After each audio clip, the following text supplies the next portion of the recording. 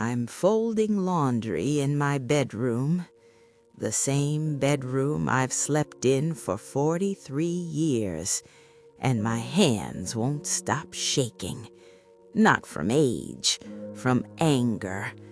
I am 80 years old, and I just realized something that makes me want to scream at my younger self. For decades, I believed a lie. We all do. And by the time you figure it out, everyone you could have told is already gone. If you're listening to this, stop what you're doing, because what I'm about to tell you will either save you years of heartache, or it will confirm the mistake you're already making. Here's the lie. We are taught that if we are good enough, kind enough, loyal enough, people will stay. That love is a contract. That sacrifice equals permanence. I spent 60 years trying to be enough for everyone around me. My husband, my children, my friends, my coworkers. I molded myself into whatever shape they needed, thinking that was what love looked like, thinking that was how you kept people. I was wrong. At 80, I sit in this house and I count the empty chairs at my table. My husband is gone. My sister hasn't called in 4 years over something I can't even remember. My best friend from college, the woman who knew every secret I ever had, died last winter. We hadn't spoken in a decade because of a disagreement about nothing. And here's what burns. I gave them everything. I bent. I apologized when I wasn't wrong. I stayed silent when I should have roared. I believed that my smallness would make them love me more, make them stay longer. But they left anyway. Not because I wasn't enough, because being enough was never the point. I realized that people leave for reasons that have nothing to do with you.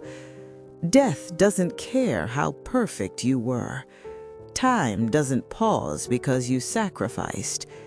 People grow in different directions regardless of how tightly you hold on. I spent my entire life trying to control the uncontrollable, and all I did was make myself disappear. If you're someone who constantly asks yourself, "What did I do wrong?" or "How can I be better so they'll stay?" please listen. You are bargaining with the wind. You are trying to earn something that was never for sale. I look back at my marriage now with clearer eyes. I loved my husband, but I also erased myself for him. I stopped voicing my opinions because disagreement felt dangerous. I ignored my own needs because his comfort felt more important. I thought that was devotion. But devotion without selfhood isn't love. It's disappearance. And when he died, I didn't just lose him. I lost myself too. Because I had given so much away over the years that I didn't know who I was without him. The woman in the mirror was a stranger. I had spent 52 years being his wife, and I forgot to be me. Don't do this. Don't shrink yourself to fit into someone else's idea of lovable. Don't silence your truth to keep the peace, because even if they stay, you will have lost yourself. And if they leave, which they might, because life is unpredictable and cruel, you will be left with nothing, not even you. Here's what no one tells you when you're young and hungry for belonging. The people who truly love you don't need you to be small. They don't need you to dim your light or hide your edges or apologize for taking up space.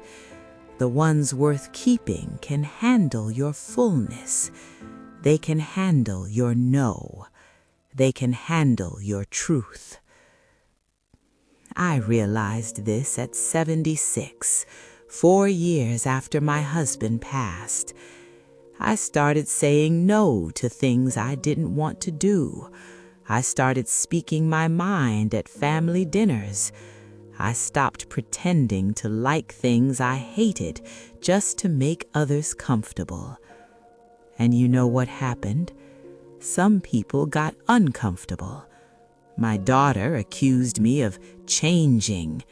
My neighbor stopped inviting me to her book club. But the people who stayed, the ones who really saw me, they got closer because I was finally real. At 80, I have fewer people in my life, but the ones who remain actually know me.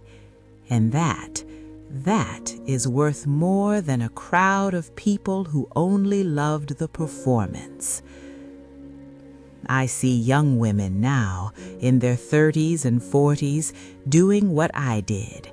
I see them in the grocery store, exhausted, carrying the weight of everyone's expectations. I see them at church, smiling through gritty teeth.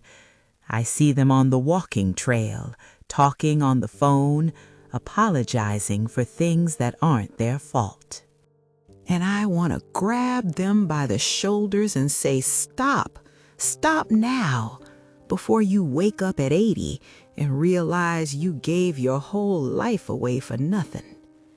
Because here's the hard truth. You cannot love someone into staying.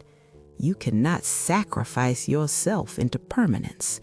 You cannot be good enough, small enough, quiet enough to control other people's choices or life's timing.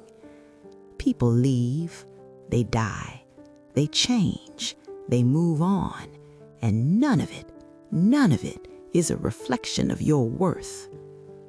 I learned that my job was never to make people stay. My job was to live fully while they were here, to love them without losing myself, to show up as I am, not as who I thought they needed.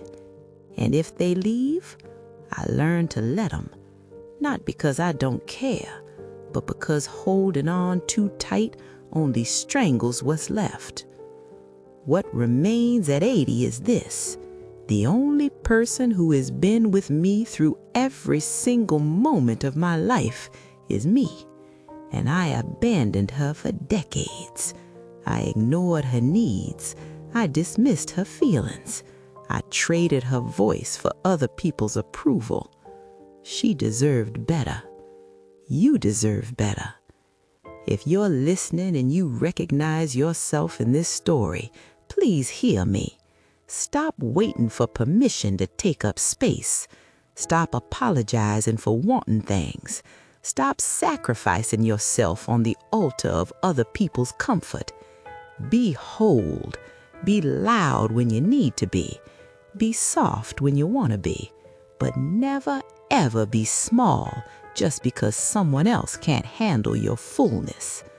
Because at the end, when everyone is gone and it's just you in a quiet house folding laundry, you want to look in the mirror and recognize the woman staring back.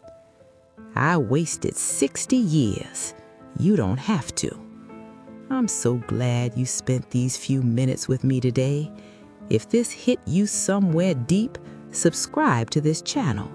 We're building a community of people who are learning to live fully before it's too late. And now I want to hear from you. Tell me, what is one thing you're going to stop sacrificing about yourself starting today? What part of you have you been hiding that deserves to be seen? Leave a comment below. I read every single one, and sometimes your words teach me things I'm still learning at 80. Thank you for listening. Thank you for being here. And please, don't wait as long as I did to choose yourself.